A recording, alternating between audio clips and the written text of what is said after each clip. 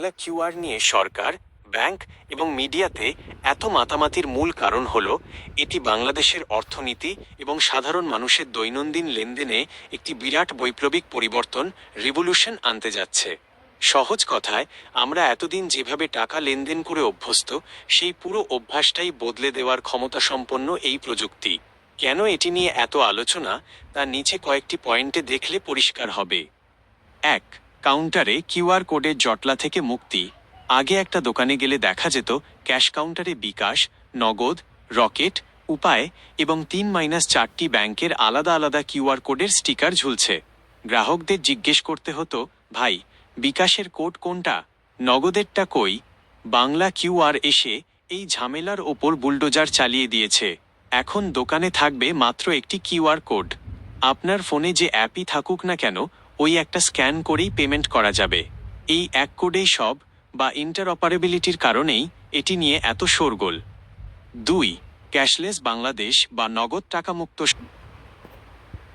Bangla QR কোডের ব্যবহার 2026 সালের 1 জুলাই থেকে বাধ্যতামূলক করা হয়েছে।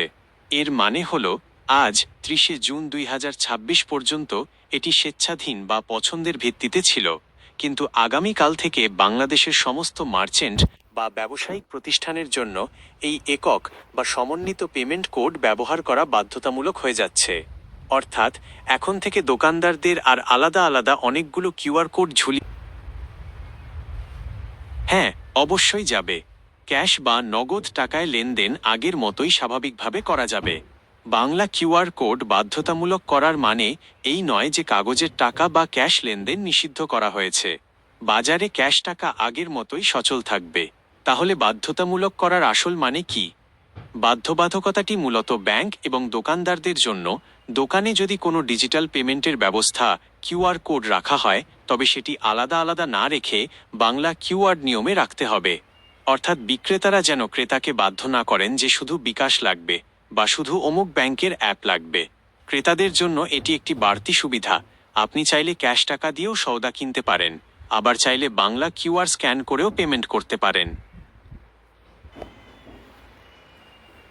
চার্জের নিয়মটি আগের মতোই আছে, অর্থাৎ ক্রেতা বা সাধারণ মানুষের জন্য এটি একদম ফ্রি, 0 টাকা, কিন্তু মার্চেন্ট বা বিক্রেতাদের ক্ষেত্রে সামান্য চার্জ প্রযোজ্য হতে পারে। সহজ কথায় খরচের হিসাবটি নিচে দেওয়া হলো। 1. ক্রেতা বা কাস্টমারের জন্য 0 টাকা। আপনি যদি ক্রেতা হন এবং দোকানে গিয়ে ক্যাশ টাকা না দিয়ে বাংলা কিউআর স্ক্যান করে পেমেন্ট করেন, তবে আপনার অ্যাকাউন্ট বা মোবাইল থেকে কোনো বাড়তি টাকা বা চার্জ কাটা হবে না।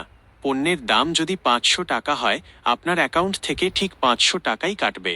বাংলাদেশ ব্যাংকের নিয়ম অনুযায়ী ডিজিটাল পেমেন্টের জন্য কাস্টমারের কাছ থেকে কোনো অতিরিক্ত ফি নেওয়া নিষেধ। 2. মার্চেন্ট বা বিক্রেতার জন্য 0.7% থেকে 1%। যেহেতু 1 জুলাই থেকে এটি পুরোপুরি কার্যকর হচ্ছে, মার্চেন্ট বা দোকানদারদের জন্য চার্জের বিষয়টি বাংলাদেশ ব্যাংক অত্যন্ত সাশ্রয়ী রেখেছে।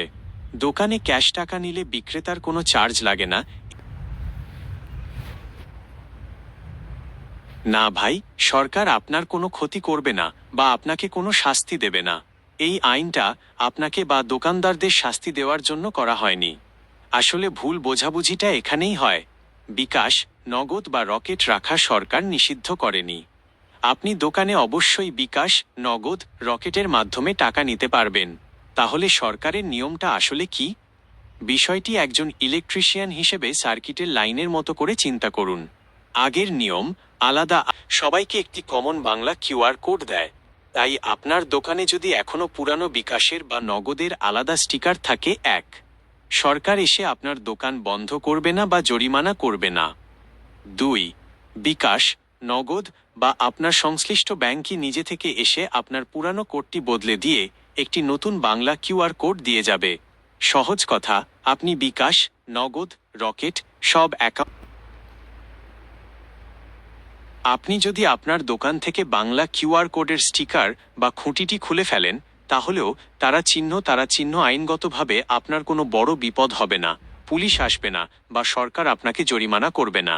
কারণ ব্যবসা কিভাবে করবেন, ক্যাশে টাকা নেবেন নাকি ডিজিটাল পেমেন্ট নেবেন, সেই স্বাধীনতা আপনার সম্পূর্ণ আছে। তবে একজন টেকনিক্যাল ও বাস্তববাদী মানুষ হিসাবে চিন্তা করলে কোডটি খুলে ফেললে আপনার আইনের চেয়ে ব্যবসার ক্ষেত্রে কিছু লোকসান বা অসুবিধা হতে পারে।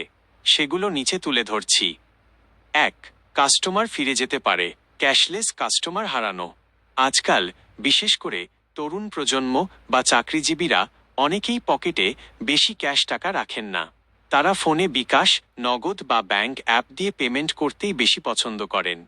আপনার দোকানে যদি কিউআর কোড না থাকে, তবে এই ধরনের কাস্টমাররা অন্য দোকান। 2. খুচরা টাকার ঝামেলা ও হিসাবের গরমিল। ব্যাংকের লোন পাওয়ার সুযোগ হাতছাড়া হওয়া। আপনি যদি বাংলা কিউআর কোডটি দোকানে রাখতেন এবং প্রতিদিন সেখানে কাস্টমাররা পেমেন্ট করত, তবে ব্যাংকের খাতায় আপনার একটা ডিজিটাল আয়ের রেকর্ড তৈরি হতো। ব্যবসা বড় করার জন্য ভবিষ্যতে কখনো জামানতবিহীন ব্যাংক লোনের প্রয়োজন হলে এই কোডের ট্রানজ্যাকশন হিস্ট্রিটাই সবচেয়ে বড় প্রমাণ হিসেবে কাজ করত। কোডটি খুলে ফেললে ব্যাংকের চোখে আপনার ডিজিটাল আয়ের রেকর্ড শূন্য হয়ে যাবে। তাহলে আপনার জন্য পরামর্শ কি? যেহেতু সরকার বা ব্যাংকগুলো এই কোডটি আপনার দোকানে একদম ফ্রিতে দিয়ে গেছে এবং এটি ব্যবহারে ক্রেতার কোনো চার্জ কাটে না, তাই এটি খুলে ফেলার কোনো দরকার নেই। কাউন্টারে এটি যেভাবে আছে সেভাবেই রেখে দিন। কোনো কাস্টমার যদি ক্যাশে টাকা দিতে চায়, সানন্দে ক্যাশ নিন, তাতে কোনো বাধা নেই। আর কোনো কাস্টমার যদি নিজে থেকে ফোন বের করে পেমেন্ট করতে চায়, তাকে এই কোডটি স্ক্যান করতে দিন। এটা আপনার দোকানে থাকা একটা এক্সট্রা সুবিধার মতো, যা আপনার ব্যবসাকে আধুনিক রাখবে।